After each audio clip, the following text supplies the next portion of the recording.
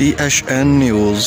नाज़रीन, वॻण खां अफ़सोसनाक ख़बर शामिल कयूं था त वॻण लॻे ॻोठ मलूक तुनियो वटि इंडस हाईवे ते गुबो सईद ख़ान खां कराची वेंदड़ कार टायर बरस्त थियण सबबि साम्हूं ईंदड़ रक्षा सां टकराइजी वई, जंहिंजे नतीजे में ॿिनि औरतुनि मासूम ॿारनि समेत 7 ॼणा सख़्त ज़ख़्मी थी पिया।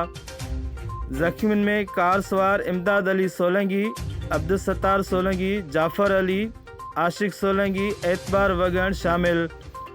इतला बाद वॻण पुलिस वाक़े वारे हंधि पहुची ज़ख़्मियुनि खे खणाए लाड़काने जी चांडका इस्पताल मुंतक़िल कयो, जिते ॿिनि औरतुनि ऐं मर्दनि समेत 5 ॼणनि जी हालत ॻणतीअ जोगी ॿुधाई पई वञे।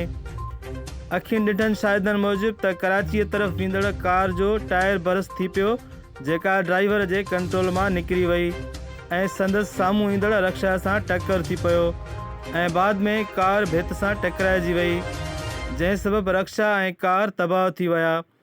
होॾां ज़ख़्मियुनि खे बर वक़्तु वॻण जी सरकारी इस्पताल पहुचायो वियो, पर उते का बि सहूलियत मुयसर न हुई ऐं को बि डॉक्टर मौजूदु न हुअण करे ज़ख़्मियुनि खे लाड़काने इस्पताल मुंतक़िल कयो वियो।